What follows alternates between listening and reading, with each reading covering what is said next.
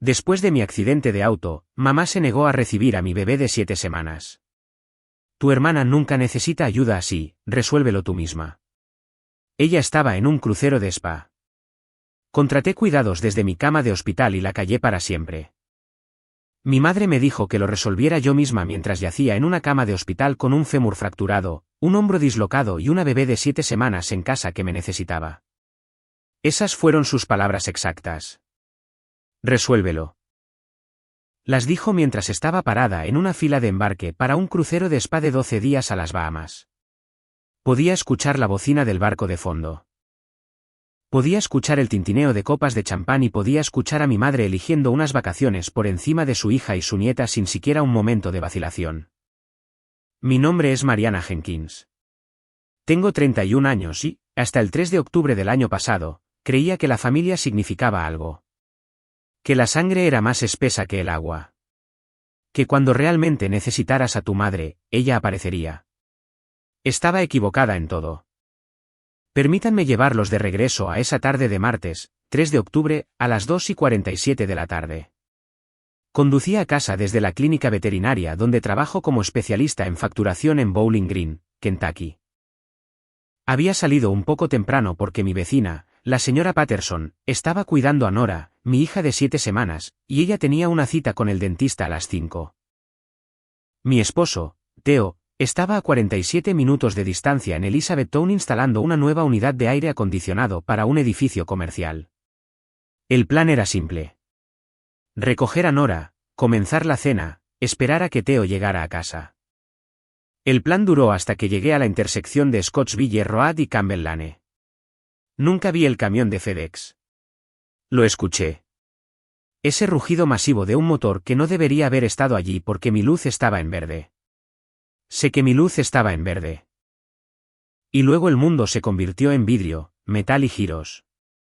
El camión golpeó la puerta del lado del conductor a al menos 40 millas por hora.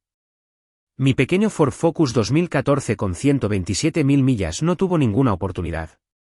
Yo tampoco. Desperté en una ambulancia. El dolor no se parecía a nada que hubiera experimentado antes. Este fuego blanco y caliente corría desde mi cadera hasta mi rodilla. Mi hombro se sentía mal, retorcido de alguna manera. Cada respiración era un cuchillo entre mis costillas. El paramédico seguía diciéndome que mantuviera la calma. Que me quedara quieta. Que la ayuda estaba en camino. Todo en lo que podía pensar era en Nora, mi bebé, quien estaba cuidando a mi bebé. Me llevaron al centro médico en Bowling Green, habitación 412. Nunca olvidaré ese número. Fractura de fémur derecho que necesitaría reparación quirúrgica, hombro izquierdo dislocado, 3 costillas rotas. El médico explicó todo con mucho cuidado, muy profesionalmente, y todo lo que escuché fue de 6 a 8 semanas de recuperación, posiblemente más. No podrás cuidar a un bebé sola. Llamé a Theo primero. Contestó al segundo timbre. Y cuando le conté lo que pasó, escuché su voz quebrarse de una manera que nunca había escuchado antes. Dijo que venía. Que resolvería lo del trabajo. Solo aguanta. Llegó al hospital a las 5:15, lo que significaba que había conducido esos 47 minutos en probablemente 35. Ya había recogido a Nora de casa de la señora Patterson. Sostenía a nuestra hija en un brazo y mi mano con el otro, y parecía que no había respirado desde mi llamada. Theo podía tomarse 5 días libres. Ese era el máximo. Sin paga porque los técnicos de climatización no tienen políticas de licencia generosas. Y si faltaba más de una semana, le darían sus trabajos a otra persona. Nuestro pago de la hipoteca vencía el día 15. $1.340 que no podíamos dejar de pagar sin graves consecuencias. Teníamos quizás $4.000 en ahorros. Las matemáticas ya eran imposibles. Y ni siquiera me habían operado todavía. Fue entonces cuando llamé a mi madre, Darlene Pritchard, de 59 años, vuelta a casar con un hombre llamado Hank, que la trataba como a una reina, viviendo en una hermosa casa de 4 habitaciones en Louisville que ella fotografiaba constantemente para Facebook. Mi madre, a quien le había enviado $400 cada mes durante los últimos 3 años para ayudar con los impuestos a la propiedad. Mi madre, a quien le había dado $2.800 solo 3 meses antes para una reparación de emergencia del techo que juró que pagaría en septiembre. Contestó al quinto timbre. Pude notar de inmediato que estaba en un lugar ocupado, un lugar ruidoso. Había música. Había charla. Había el inconfundible sonido de vacaciones. Le expliqué todo. El accidente, las lesiones, la cirugía que necesitaba, la bebé que no podía cuidar, el esposo que solo podía tomarse 5 días libres. Le pedí, le rogué realmente, que viniera a Bowling Green por una semana o 2, solo hasta que pudiera caminar de nuevo. Solo hasta que pudiera sostener a mi propia hija sin ayuda. Su respuesta fue un suspiro real, audible e irritado. Me dijo que estaba en Miami. Estaba a punto de abordar el Serenity of the Seas para un crucero que había reservado hace 8 meses, un crucero de spa, 12 días en las Bahamas con Hank. No podía cancelar ahora. ¿Sabía yo cuánto costaban esos boletos? ¿Sabía cuánto tiempo había estado esperando esto? Dije, mamá, no puedo caminar. Tengo una recién nacida. Necesito ayuda. Y ella dijo las palabras que terminaron con lo que quedaba de nuestra relación. Mariana, tu hermana Sloan nunca me pone en estas situaciones. Resuélvelo. He tenido este crucero reservado durante 8 meses. Luego dijo que tenía que irse. Estaban llamando a su grupo de embarque y colgó. Me quedé allí en esa cama de hospital. Con el goteo de morfina conectado a mi brazo, la pierna en tracción, mirando al techo. Había una mancha de agua en la baldosa directamente sobre mí. Pasé 4 horas mirándola antes de la cirugía. Tenía la forma exacta de la cara de mi madre. Decepcionada, despectiva, mirándome hacia abajo. No digo que fuera una señal, pero tampoco digo que no lo fuera. Mientras estaba en cirugía, recibiendo una varilla de metal en mi fémur, mi madre estaba bebiendo champán en una silla de cubierta. Mientras aprendía a usar una cuña porque no podía caminar al baño, mi madre recibía una envoltura de algas en el spa a bordo. Mientras mi esposo intentaba ser un nuevo padre, un empleado a tiempo completo y un cuidador para su esposa, todo a la vez, durmiendo tal vez 3 horas por noche, mi madre publicaba fotos en Facebook con leyendas como, el autocuidado no es egoísta, y tratándome a mí misma porque me lo merezco. Vi esas publicaciones desde mi cama de hospital. Cada una era un pequeño cuchillo. Pero aquí está la cosa. También aclararon algo que me había negado a ver durante años. Pensé en los $400 al mes que le había estado enviando. 3 años. Esos son $14.400. Pensé en los $2.800 para el techo que nunca pagó. Pensé en la Navidad pasada cuando le compré un suéter de cachemira y ella me regaló una vela de Home Goods con una etiqueta de liquidación todavía en la parte inferior. Pensé en mi boda, de la cual se quejó de que estaba demasiado lejos para conducir, aunque estaba a 2 horas de distancia. Pensé en mi hermana Sloan, quien recibió un Kia Sportage nuevo el año pasado como regalo de mamá mientras yo todavía conduzco un auto con 127.000 millas que acaba de ser destruido por un camión de reparto. Tu hermana Sloan nunca me pone en estas situaciones. Sloan, quien no ha mantenido un trabajo por más de 6 meses en sus 28 años de vida completa. Sloan, quien pidió prestados $15.000 a nuestra madre y nunca pagó un centavo. Sloan, quien no vino a mi boda porque tenía migraña. Esa es Sloan. Ese es el estándar de buen comportamiento. Eso es a lo que se supone que debo aspirar. Algo cambió en mí esa noche. No se rompió, se desplazó, como un hueso colocándose en una nueva posición. Diferente, permanente. Aún no sabía qué iba a hacer al respecto, pero sabía, acostada en esa cama de hospital, que había terminado de ser la hija que lo resolvía todo. Había terminado de resolver cosas para personas que ni siquiera podían molestarse en aparecer. Antes de continuar, por favor suscríbanse y díganme en los comentarios desde dónde están viendo y qué hora es allí. Muchas gracias por estar aquí. ¿Ahora, dónde estaba? Correcto, acostada en una cama de hospital haciendo matemáticas que no cuadraban e intentando descubrir cómo cuidar a una bebé de 7 semanas cuando ni siquiera podía levantarme para usar el baño. Theo tomó sus 5 días de licencia sin sueldo. 5 días. Eso fue lo que tuvimos antes de que la realidad se derrumbara. Nuestra cuenta de ahorros tenía $4.200. La hipoteca era de $1.340.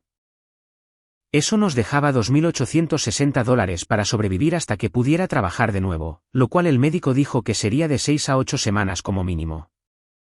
Aquí hay más matemáticas que me mantenían despierta por la noche. Una enfermera nocturna cuesta dinero. Específicamente en Bowling Green, Kentucky, en octubre del año pasado, una enfermera nocturna calificada costaba $28 la hora. Si necesitaba a alguien de 8 de la noche a 6 de la mañana, 10 horas, esos son $280 por noche, casi $2.000 a la semana para que una persona me ayudara a no dejar caer a mi bebé porque no podía levantarla con un hombro dislocado y no podía estar de pie debido a un fémur fracturado. Encontré a Gladys Orton en care.com a las 2 de la mañana, desplazándome por mi teléfono con mi único brazo bueno mientras los analgésicos hacían que la pantalla nadara.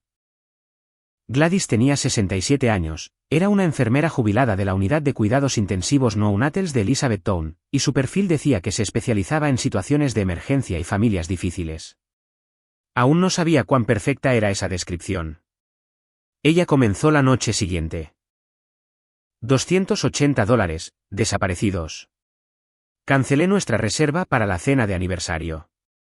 El cumpleaños de Theo se acercaba en noviembre, y ya le había comprado un nuevo juego de taladros, del tipo inalámbrico que había estado queriendo durante un año. Lo devolví, recuperé $173. Luego hice algo que dolió más que mi hombro. Vendí los aretes de perlas de mi abuela en Facebook Marketplace. Una mujer en Nashville condujo para buscarlos. Me dio $180 en efectivo. Esos aretes eran lo único que tenía de mi abuela que realmente me amaba. Que realmente apareció cuando la necesité. Quien murió cuando yo tenía 19 años. $180. Eso es lo que estaba haciendo mientras mi madre estaba en la cena del capitán publicando fotos con la leyenda, viviendo mi mejor vida con mi amor. Hank sonreía torpemente con un blazer a su lado. Día 4 en el hospital. Intenté una cosa más. Llamé a mi hermana. Sloan contestó como si hubiera interrumpido algo importante. Podía escuchar un programa de telerrealidad de fondo. Le expliqué la situación. Versión abreviada. Solo lo esencial. Accidente de auto. Pierna rota. Necesito ayuda con la bebé. Mamá está en un crucero. Sloan se rió. De hecho se rió, ese pequeño resoplido de incredulidad. Como si acabara de contarle el chiste más divertido. Dijo que realmente no era una persona de bebés. Dijo, sabía eso sobre ella. Dijo, además, ella estaba pasando por algo en este momento y realmente necesitaba concentrarse en sí misma. ¿Pasando por algo? Pregunté qué. Tyler rompió con ella. Tyler, el joven de 24 años que trabajaba en una tienda de vapeo llamada Cloud 9. Habían estado juntos durante 2 meses, tal vez 3. Sloan lo describió como una muerte en la familia. Dijo que no podía cuidar a un bebé en este momento. No con todo lo que estaba enfrentando. Quería decir algo. Quería preguntarle si sabía lo que yo estaba enfrentando. Quería recordarle que había conducido 3 horas para ayudarla a mudarse de apartamento el año pasado, aunque tenía 6 meses de embarazo y me dolía la espalda. Quería decirle que Tyler de la tienda de vapeo no valía el rímel que probablemente estaba llorando en su almohada. No dije nada de eso. Solo dije está bien y colgué. La relación de Sloan con Tyler duró exactamente 63 días. Lo sé porque ella publicó su aniversario en Instagram y luego su ruptura en la misma cuenta 2 meses después. Eso es casi el tiempo que duró su descuento de empleado. No digo que mi hermana sea superficial, pero lloró más fuerte cuando terminó el descuento que cuando terminó él. Día 6. Theo volvió al trabajo. No quería hacerlo. Podía verlo en su cara. Esa mirada desgarrada como si me estuviera abandonando. Pero ya habíamos hecho las matemáticas juntos, sentados en esa habitación de hospital con una calculadora y una hoja de cálculo. Y no había versión en la que él pudiera quedarse en casa y pudiéramos conservar la casa. Así que me besó para despedirse, besó a Nora para despedirse y condujo a Elizabeth Town para arreglar el aire acondicionado de gente rica mientras yo yacía en la cama viendo cómo se agotaban nuestros ahorros. Día 8. Me transfirieron a un centro de rehabilitación, todavía en Bowling Green, solo un edificio diferente con diferentes baldosas de techo para mirar. El fisioterapeuta era un tipo alegre llamado Derek que parecía personalmente ofendido por mi fémur roto. Seguía diciendo cosas como, vamos a hacer que camines de nuevo y eres más fuerte de lo que crees. Y honestamente, su optimismo era agotador, pero lo apreciaba. Fue entonces cuando llamó Hank. Hank Bellueater, el esposo de mi madre durante 12 años, gerente regional jubilado de una empresa de transporte, ahora hace trabajos de consultoría desde casa. 62 años, tranquilo, educado, el tipo de hombre que sostiene las puertas abiertas y dice señora a las camareras. Siempre me había agradado Hank, aunque apenas lo conocía. Se mantenía al margen del drama familiar. Dejaba que mi madre se encargara de las hijas. El crucero había terminado. Estaban de regreso en Louisville, y Hank había visto algo en Facebook, una publicación de mi tía Colleen sobre el accidente, pidiendo a la gente que orara por mi recuperación. Sonaba confundido. Sonaba avergonzado. Dijo que Darlene le había dicho que yo había tenido un pequeño choque, un poco de latigazo cervical, nada grave. Ella dijo que yo estaba bien. Él no tenía idea de la cirugía, el fémur fracturado, las semanas de recuperación. Se ofreció a conducir ese día, 2 horas. Estaría allí para la cena. Dije que no, y lo dije en serio. No porque fuera orgullosa, sino porque Hank no era quien me debía nada. Hank no sabía la verdad sobre su esposa, y yo no iba a hacer que él limpiara su desastre. Eso no era justo para ninguno de los dos. Tenía a Gladys. Me las estaba arreglando. Pero le agradecí, y también lo dije en serio. Después de colgar, pensé en lo que había dicho. Darlene le dijo que era un pequeño choque. Ella no solo se negó a ayudarme. Mintió activamente a su esposo para que él no supiera que se había negado. Construyó toda una realidad alternativa donde yo estaba bien, donde su elección de quedarse en el crucero era razonable, donde ella no era la villana. Esa era información nueva. Eso cambiaba las cosas. Luego vino el chisme familiar. La tía Colleen, la hermana mayor de mi madre, llamó para ver cómo estaba. Tiene 63 años, es viuda, vive en Lexington. Siempre ha sido la tranquila de la familia, la pacificadora, la que suaviza las cosas. Pero ese día por teléfono, su voz tenía un filo que nunca había escuchado antes. Me contó lo que mi madre había estado diciendo a la familia extendida. Que exageré mis lesiones para llamar la atención. Que tenía un esposo, así que ella no sabía por qué esperaba que ella dejara todo. Que a algunas personas simplemente les encanta hacerse la víctima. Escuché. No discutí. No me defendí. No tenía sentido. Mi madre ya había escrito la historia y se había asignado el papel de la razonable y a mí como la hija dramática que causaba problemas. Pero algo que dijo la tía Colleen se quedó conmigo. Dijo que necesitaba hablar conmigo en persona. Dijo que había cosas que necesitaba saber.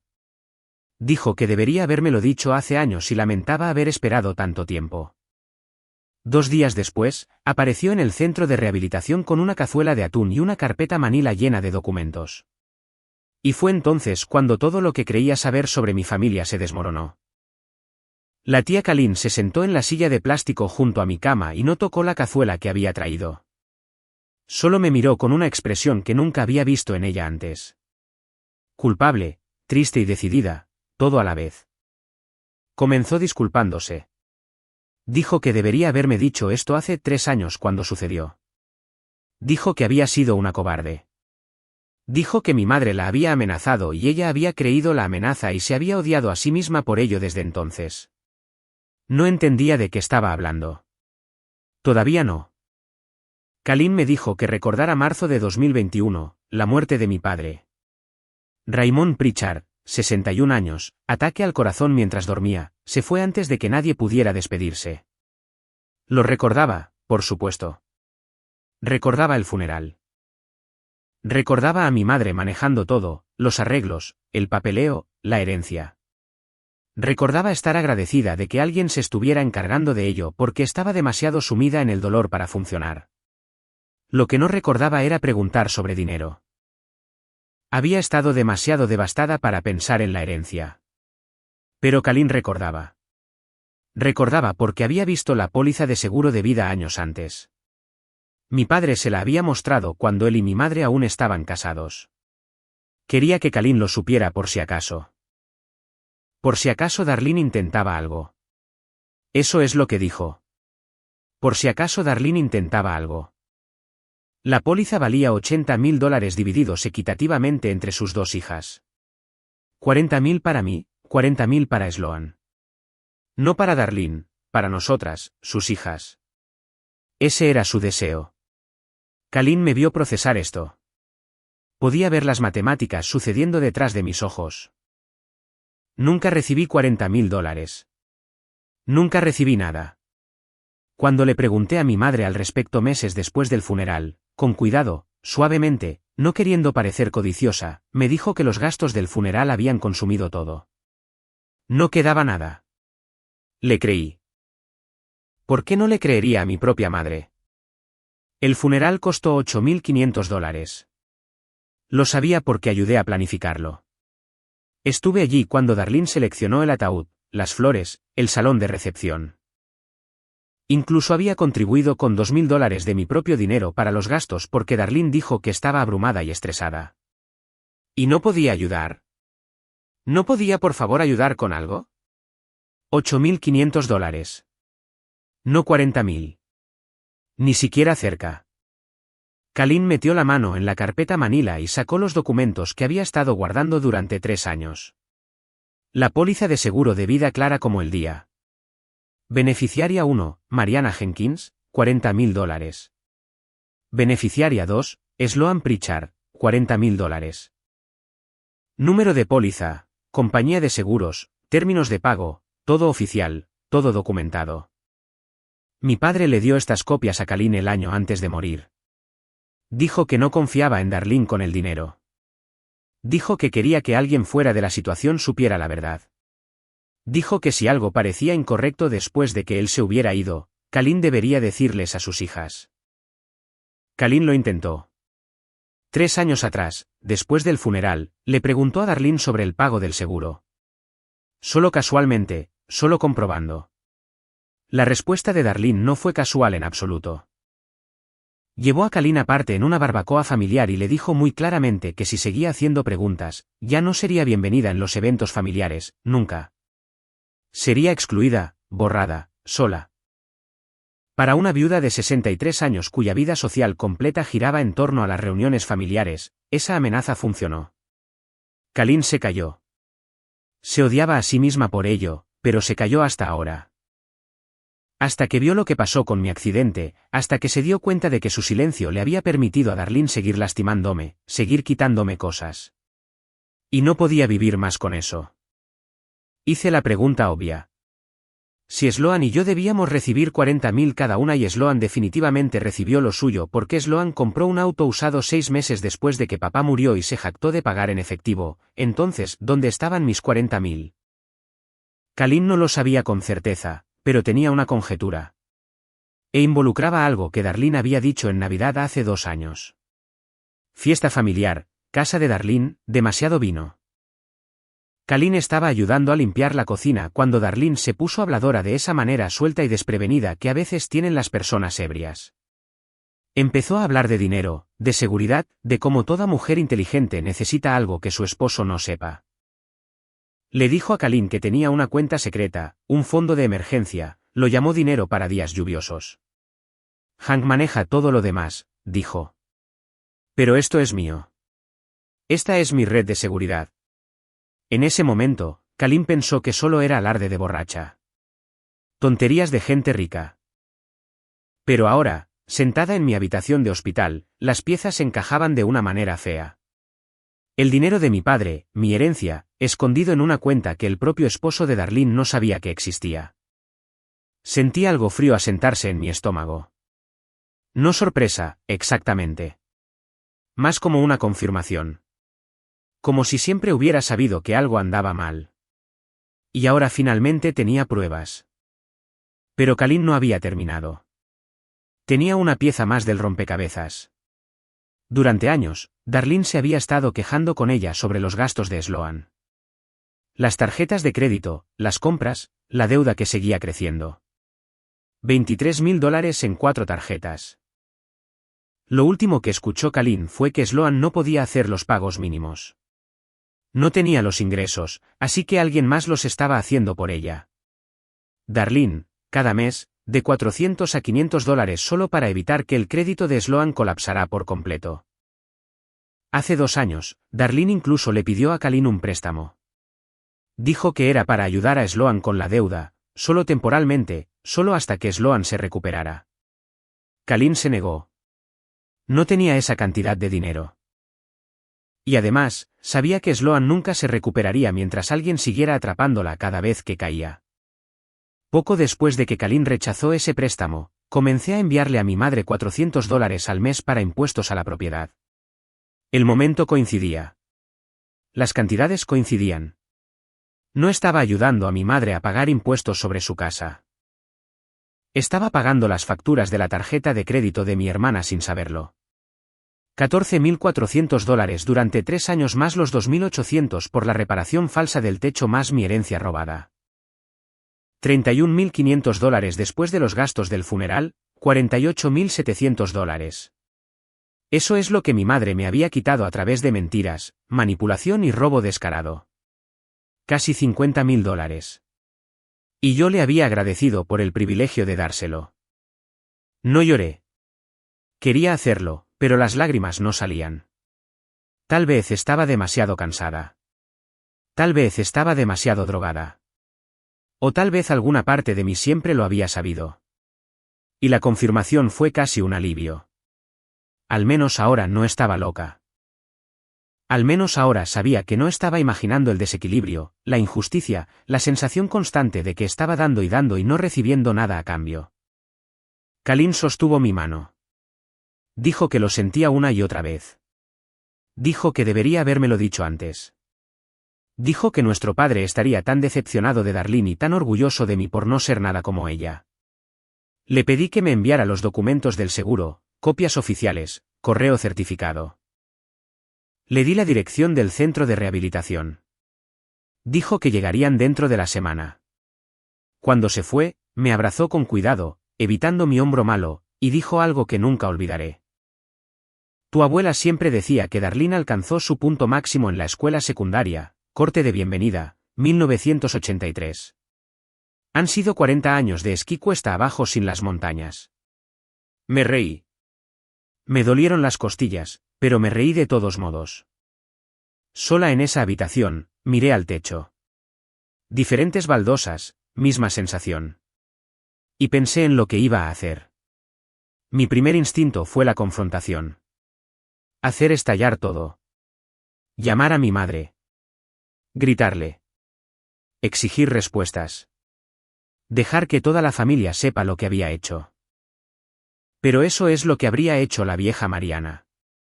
La Mariana que lo resolvía todo. Quien mantenía la paz, quien se dejaba usar porque defenderse parecía demasiado difícil. Ya no era esa persona.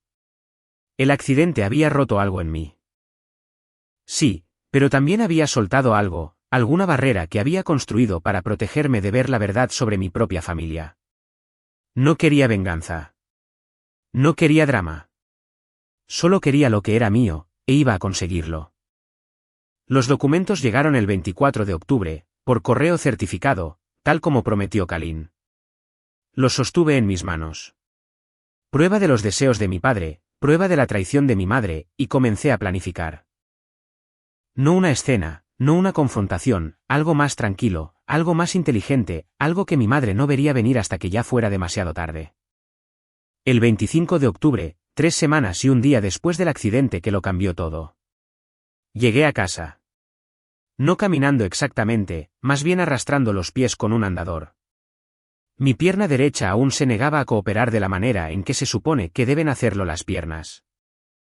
Theo había reorganizado la sala de estar para que pudiera ir del sofá al baño sin navegar alrededor de los muebles. Había instalado una pequeña estación junto al sofá, cargador de teléfono, botella de agua, analgésicos, monitor de bebé, computadora portátil, todo lo que necesitaba al alcance de la mano. Gladys pasó de todas las noches a según fuera necesario. Ya no podíamos pagarla. No realmente, pero ella insistió en pasar 2 veces por semana de todos modos. Dijo que era porque quería ver el progreso de Nora.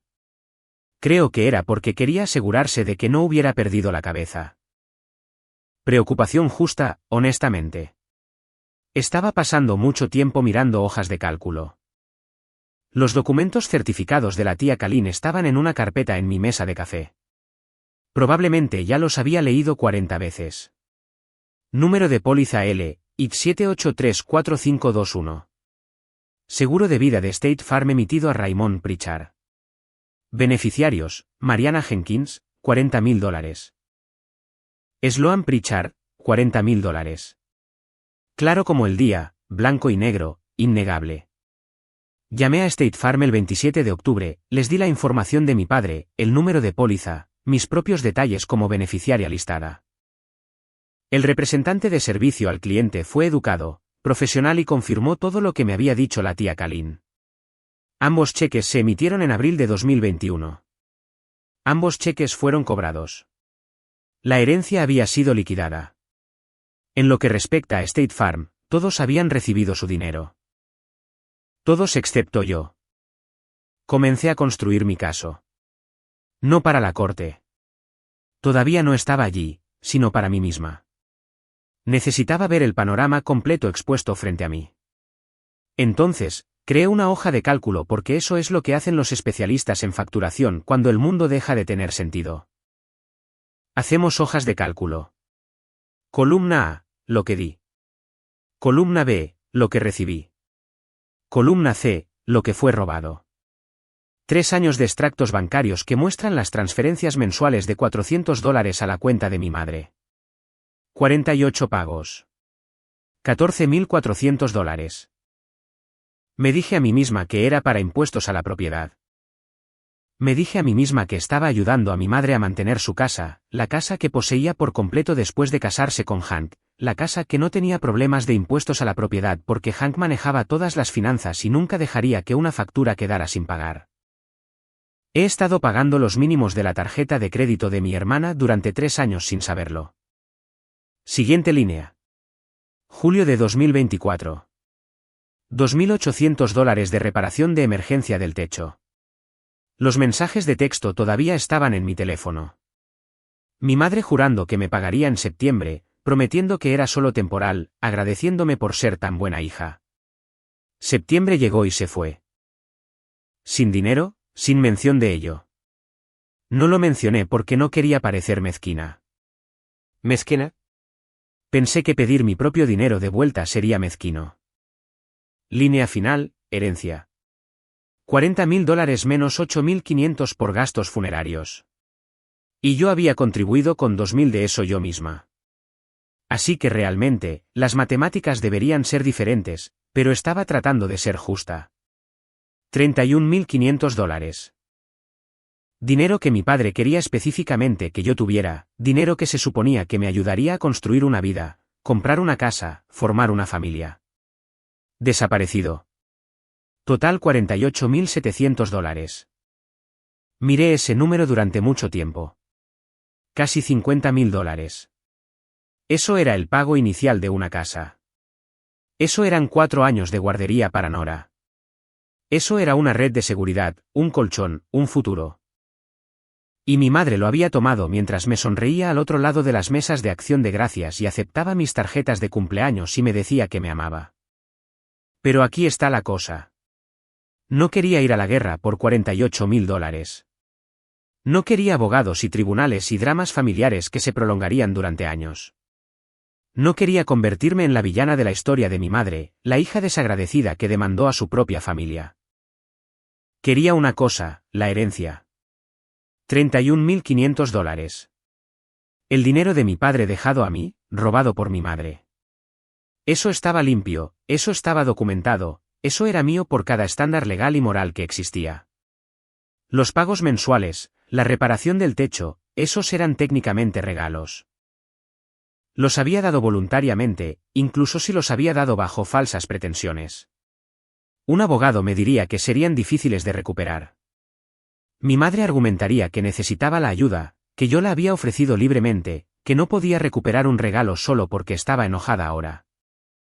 Pero la herencia era diferente, eso era robo, eso era fraude, eso era demostrable.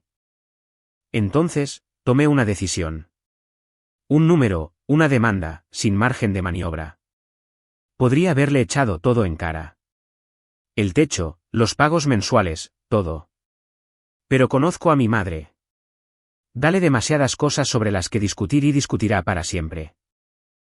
Enturbiará las aguas hasta que nadie recuerde por qué estaban peleando en primer lugar. Esa es su especialidad. Así es como sobrevivió tanto tiempo. Un número, $31.500. Ahora, solo necesitaba el momento adecuado. 1 de noviembre. Por primera vez en 3 años, no le envié a mi madre $400. No lo anuncié. No lo expliqué. Simplemente no lo hice. La transferencia automática que había configurado hace años. Cancelada. Tomó unos 30 segundos. 3 años de pagos. Terminados con unos pocos toques en mi teléfono. Supuse que le tomaría un tiempo darse cuenta. Mi madre no es del tipo que revisa su cuenta bancaria a diario. Asumiría que fue un retraso, un error técnico, una desaceleración por las vacaciones. Esperaría. Su orgullo no le permitiría preguntar directamente. Bueno, no al principio. Se convencería a sí misma de que había una explicación razonable que no implicaba que su hija finalmente se diera cuenta. 8 de noviembre, 5 semanas después del accidente, entré a mi cita de fisioterapia usando un bastón en lugar de un andador. Derek, mi terapeuta, de hecho aplaudió.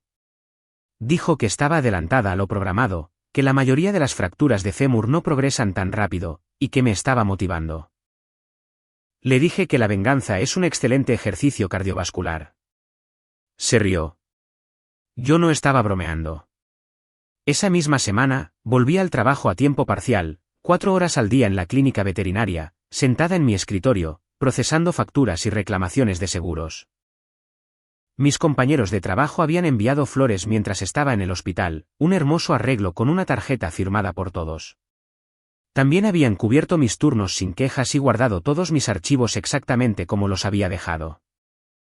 Eso es lo que hacen las personas normales cuando alguien que les importa resulta herido. Ayudan. Aparecen. No abordan cruceros. 12 de noviembre, sonó mi teléfono. El nombre de Sloan en la pantalla. No había hablado con mi hermana desde el hospital cuando me dijo que no era una persona de bebés y me colgó. Contesté de todos modos, curiosa por lo que posiblemente podría motivarla a llamar. Resulta que necesitaba $500.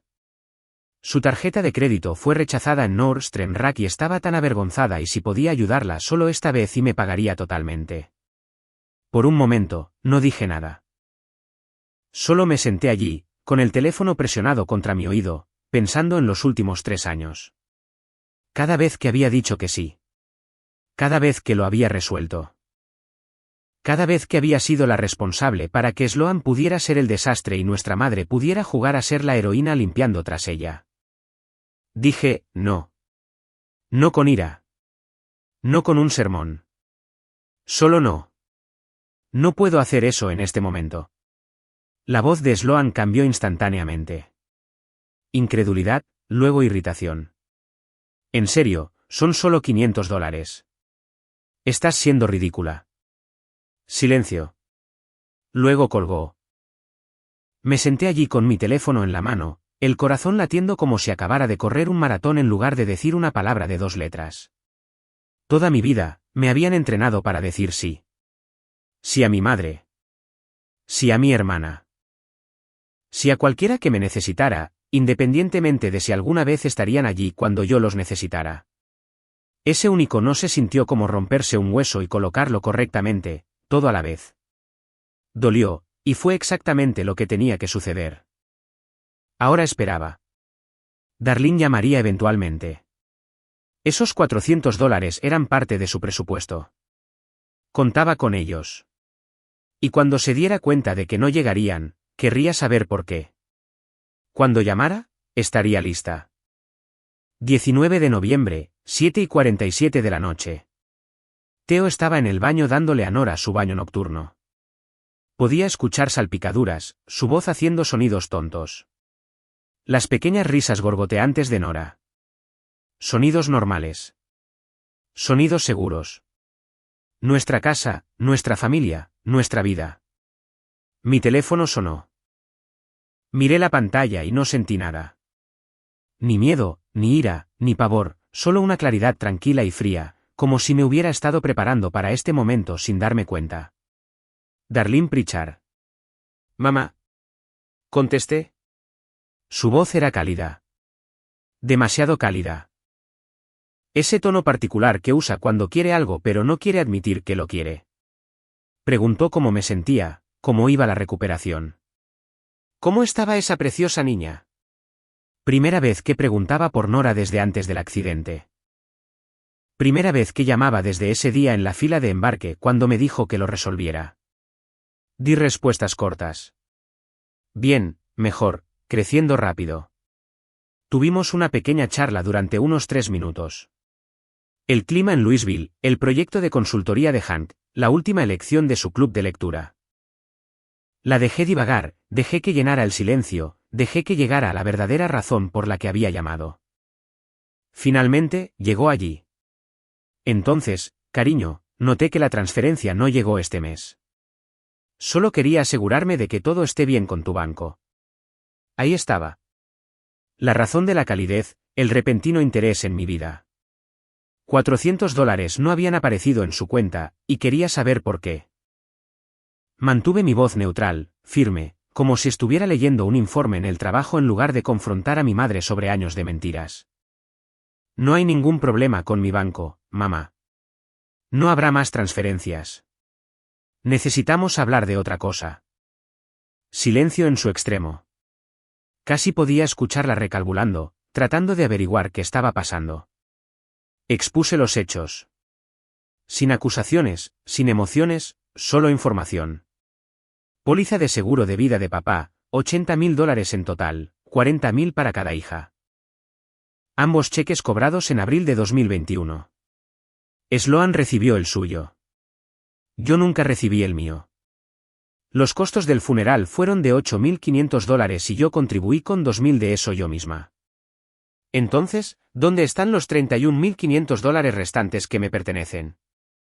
El silencio se alargó. 5 segundos, 10, 15. Luego vinieron las defensas una tras otra como si estuviera hojeando un libro de jugadas. Primero confusión. No sé de qué estás hablando. Ese dinero se manejó hace años. Tengo los documentos de la póliza, mamá. Tengo la información del beneficiario. Llamé a State Farm y confirmé que ambos cheques fueron emitidos y cobrados. Segunda desviación.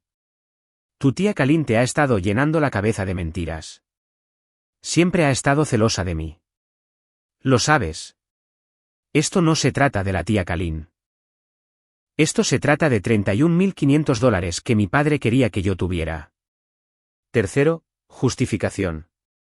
Hubo gastos que no conoces. Liquidar una herencia es complicado. Las cosas fueron absorbidas en diferentes cuentas. No fue intencional. Ayudé a planificar el funeral, mamá. Sé lo que costó. $8.500, no 40.000. Cuarto ataque. Después de todo lo que he hecho por ti, así es como me tratas. Te crié. Me sacrifiqué por ti. Y ahora me estás acusando de robar. No dije la palabra robar. Tú lo hiciste. Quinto, victimismo. Su voz quebrándose ahora. Lágrimas amenazando. No puedo creer que mi propia hija me haga esto. Siempre has sido difícil, Mariana. Siempre has buscado razones para ser infeliz. La dejé terminar. Dejé que la actuación se desarrollara. Había visto este espectáculo antes. Cada festividad, cada desacuerdo, cada vez que alguien desafiaba su versión de la realidad, las lágrimas, las acusaciones, la forma en que cambiaba el guión hasta que de alguna manera ella era la víctima y todos los demás eran los villanos. Cuando terminó, cuando el sollozo se había calmado en un silencio herido, hablé de nuevo. No estoy tratando de lastimarte, mamá. No estoy tratando de comenzar una guerra. Solo quiero lo que es mío, lo que papá quería que tuviera. También le dije que sabía a dónde habían ido mis $400 al mes. Los pagos de la tarjeta de crédito de Sloan. 3 años pagando sin saberlo las facturas de mi hermana mientras mi madre fingía que eran impuestos a la propiedad. Ella no lo negó. No pudo. El silencio me lo dijo todo. Luego intentó una jugada más. Incluso si hubo algún malentendido sobre el dinero del seguro, ya no está. No tengo $31.000 simplemente sentados por ahí. Fue entonces cuando usé la carta que había estado guardando. Creo que sí, mamá. Sé de la cuenta que Hank no conoce. Tu fondo de emergencia, tu dinero para días lluviosos, el que le mencionaste a la tía Colleen en Navidad hace 2 años después de haber bebido demasiado vino. Silencio sepulcral. No silencio confuso, silencio aterrorizado. Había encontrado su verdadero secreto. La herencia era una cosa. Podía darle la vuelta a eso, explicarlo, alegar malentendido, pero la cuenta secreta era diferente. Esa era su red de seguridad privada, su estrategia de salida, su prueba de que era más inteligente que su propio marido. Si Hank se enteraba de esa cuenta, comenzaría a hacer preguntas. Preguntas sobre de dónde venía el dinero. Preguntas sobre qué más había estado ocultando. No la amenacé directamente. No tuve que hacerlo. Dije, tienes 30 días. Si recibo $31.500 para el 19 de diciembre, esto queda entre nosotras. Si no lo hago, me pondré en contacto con un abogado el 20 de diciembre. Y en algún momento, Hank va a necesitar saber a dónde fue ese dinero. Preferiría que lo escuchara de ti que de un documento judicial, intentó una última vez. Su voz pequeña ahora, derrotada, pero aún desafiante. Estás cometiendo un gran error, Mariana. Te vas a arrepentir de esto. Vas a destruir a esta familia. Pensé en esa palabra familia. Lo que se suponía que significaba frente a lo que realmente significaba en mi vida. Tal vez, dije, pero lamenté más los últimos 3 años. Adiós, mamá. Colgué. Mis manos temblaban. Mi corazón latía tan fuerte que podía sentirlo en mi garganta. Pero estaba de pie, literalmente de pie en mi sala de estar, apoyada en mi bastón, mirando por la ventana hacia la oscura tarde de Kentucky. Theo salió del baño con Nora envuelta en una toalla, su carita rosada por el agua tibia, su cabello levantado en mechones húmedos. ¿Cómo te fue?, preguntó. Miré a mi hija. 7 semanas cuando ocurrió el accidente. Ahora casi 4 meses. Ella nunca recordaría esto. Nunca sabría lo cerca que estuvimos de perder todo por culpa de personas que se suponía que debían amarnos. Pregúntame en 30 días, dije. Él asintió. No presionó. Esa es la cosa con Theo. Sabe cuándo hablar y cuándo simplemente estar allí. Me entregó a Nora y la sostuve contra mi pecho. Y pensé en el tipo de abuela que quería que tuviera. Tal vez ninguna en absoluto era mejor que una como Darlene. Si esta historia ha significado algo para ti, tómate un segundo para presionar el botón de suscripción. Realmente hace la diferencia y estoy muy agradecida de que te hayas quedado conmigo hasta aquí. Ahora, terminemos esto. Los 30 días pasaron lentamente. Sin llamadas de Darlene, sin mensajes de texto, sin mensajes de Facebook, sin correos electrónicos, sin comunicación de ningún tipo. Silencio de radio completo desde Louisville. Revisaba mi buzón todos los días como una niña esperando una carta de aceptación universitaria. Excepto que en lugar de esperanza, sentía algo más cercano a una sombría satisfacción. O el cheque llegaría o no. De cualquier manera, sabría exactamente quién era mi madre. 17 de diciembre, nada. 18 de diciembre, nada. Comencé a investigar abogados de sucesiones en Louisville. Encontré algunos con buenas críticas. Hice una lista de números de teléfono. Llamaría el día 20 si tuviera que hacerlo. Esperaba no tener que hacerlo. 19 de diciembre, 4:30 de la tarde. Llegó el correo. Un sobre sin dirección de remitente, pero reconocí la letra de inmediato. La cuidadosa escritura cursiva de mi madre. La misma letra que había firmado mis tarjetas de cumpleaños durante 31 años. Querida Mariana, feliz cumpleaños. Con amor, mamá. Como si el amor fuera solo algo que escribías al final de una tarjeta en lugar de algo que realmente sentías. Abrí el sobre parada en mi camino de entrada. El viento de diciembre cortando a través de mi chaqueta. Adentro había un cheque. $31.500 a nombre de Mariana Jenkins, firmado por Darlene Pritchard. También había una tarjeta, 3 oraciones. Este dinero siempre estuvo destinado para ti. Hubo un malentendido con el banco que retrasó la transferencia. Espero que podamos superar esto. Sin disculpas, sin admisión de irregularidades, sin reconocimiento de que había robado mi herencia y pasado 3 años mintiendo al respecto. Solo una ficción sobre un error bancario. Una esperanza de que fingiera que no había pasado nada.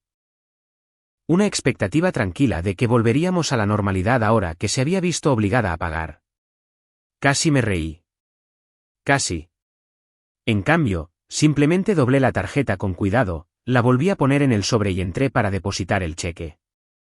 Algunas personas podrían preguntar por qué acepté el dinero. Si realmente creía que mi madre era una ladrona y una mentirosa, ¿por qué aceptar un cheque de ella como si fuera una transacción normal? ¿Por qué no luchar por más? ¿Exigir una confesión? ¿Insistir en la rendición de cuentas? Porque $31.500 eran el dinero de mi padre. Él trabajó por ello. Quería que yo lo tuviera. Y ahora lo tenía. Ese era el punto. No venganza, no castigo, no hacer sufrir a mi madre, solo obtener lo que era legítimamente mío para poder seguir adelante con mi vida. Abrí un plan de ahorro universitario 529 para Nora. Deposité la cantidad total. Mi padre nunca conoció a su nieta. Murió 2 años antes de que ella naciera. Pero ahora su dinero pagaría su educación. Algún día, cuando sea mayor, le contaré sobre su abuelo, Raymond. Cómo amaba a sus hijas. Cómo trató de mantenerlas incluso después de haberse ido. Cómo sus deseos fueron honrados al final, incluso si tomó más tiempo del que debería. Eso se sintió correcto. Eso se sintió como un cierre. Excepto que no fue exactamente el final. 28 de diciembre, estaba doblando ropa. Nora durmiendo la siesta en su cuna. Theo en el trabajo. Mi teléfono sonó. Código de área de Louisville, pero no el número de mi madre. Hank. Su voz era diferente a la última vez que habíamos hablado, más pesada, cansada. Dijo que necesitaba preguntarme algo y necesitaba que fuera honesta con él. Explicó que había estado haciendo sus finanzas de fin de año, preparación de impuestos, conciliación de cuentas, todas las cosas que hacen las personas responsables a fines de diciembre. Estaba revisando sus extractos bancarios cuando notó un retiro de su cuenta conjunta. $31.500. Cuando le preguntó a Darlene al respecto, ella dijo que era para Sloan. Cirugía dental de emergencia, conductos radiculares, coronas, complicaciones, costoso, pero ¿qué podía hacer? Su hija necesitaba ayuda. Pero Hank miró el cheque cobrado en el extracto. La línea del beneficiario no decía Sloan Pritchard. No decía ningún consultorio dental. Decía Mariana Jenkins. ¿Tu madre te dio $31.500? Preguntó. Y si es así, ¿por qué me mentiría al respecto? Me quedé parada en mi sala de estar, con el teléfono presionado contra mi oído, la ropa limpia olvidada en el sofá. Tenía una elección que hacer. Podía proteger a mi madre una vez más. Suavizarlo, dar una excusa, decir que fue un malentendido. Mantener la paz como siempre había mantenido la paz. O podía decir la verdad. Hank, dije, creo que deberías preguntarle sobre la póliza de seguro de vida de mi padre. Y ya que estás en eso, pregúntale sobre la cuenta que tiene y que tú no conoces. Larga pausa. Podía escucharlo respirar, procesar, las piezas encajando en su mente. Gracias, Mariana, dijo finalmente. Lamento molestarte. Colgó. No me sentí triunfante. No me sentí reivindicada. Solo me sentí cansada y triste y aliviada de haber dejado finalmente de mentir para proteger a alguien que nunca me protegió. El 29 de diciembre, a través de la tía Kalin, supe que Hank se había mudado, empacado una maleta, ido a un hotel y llamado a un abogado de divorcio. 12 años de matrimonio y tomó un extracto bancario desentrañarlo todo. Darlene estaba llamando a todos en la familia llorando sobre cómo había destruido su vida, cómo había puesto a su esposo en su contra, cómo siempre había estado celosa, siempre había sido difícil, siempre había sido la niña problemática. Sloan me dejó un correo de voz llamándome egoísta y vengativa y diciendo que nunca volvería a ser bienvenida en su casa. No respondía nada de eso. No quedaba nada que decir. 31 de diciembre, víspera de Año Nuevo. Theo y yo nos quedamos en casa, pedimos comida tailandesa, vimos una película, acostamos a Nora a las 9. No éramos gente de grandes fiestas incluso antes del accidente. Ahora, después de todo, una noche tranquila en casa se sentía como un lujo. Se sentía como paz. A las 8:47 de la noche, mi teléfono sonó. Darlene Pritchard. Mamá. Miré la pantalla por un largo momento. El nombre que había significado tanto para mí una vez. La persona a la que había pasado 31 años tratando de complacer, tratando de ayudar, tratando de ganar amor. La mujer que me había dicho que lo resolviera mientras abordaba un crucero. La mujer que había robado mi herencia y mentido al respecto durante 3 años. La mujer que incluso ahora probablemente estaba llamando para gritarme o manipularme o hacerse la víctima una vez más. Miré a Theo. Me estaba observando, sin presionar, simplemente presente. Miré el monitor de bebé de Nora, la pequeña pantalla mostrándola durmiendo plácidamente en su cuna. Presioné rechazar, puse el teléfono boca abajo en la mesa de café y volví a mi pad thai. El teléfono no volvió a sonar. Saben, mi fisioterapeuta, Derek, me preguntó algo en mi última cita. Quería saber si había notado algún efecto duradero del accidente, algún cambio permanente. Le dije, sí, desarrollé una alergia severa a los chantajes emocionales y una repentina intolerancia a las fotos de cruceros en Facebook. Se rió y dijo que eso le sonaba a una recuperación completa. Creo que tenía razón. Durante 31 años, traté de ganar el amor de mi madre siendo útil, confiable, generosa. Envié dinero que no podía permitirme. Conduje horas para ayudar con problemas que no eran míos. Sonreí durante las festividades donde me trataban como una ciudadana de segunda clase en mi propia familia. Pensé que si daba lo suficiente, eventualmente recibiría algo a cambio. Pero el amor que tiene que ser comprado no es amor. Es una transacción y algunas transacciones deben cerrarse permanentemente. Mi pierna sanó, mi hombro sanó, mis costillas sanaron, y en algún lugar en medio de toda esa recuperación, algo más sanó también. Algo que había estado roto mucho más tiempo que 6 semanas. No sé qué pasó con el matrimonio de mi madre. No sé si Hank siguió adelante con el divorcio. No sé si Sloan pagó alguna vez esas tarjetas de crédito o si Darlene todavía publica fotos de vacaciones con leyendas inspiradoras. Dejé de comprobar. Lo que sé es esto. Tengo un esposo que aparece. Tengo una hija que nunca cuestionará si es amada.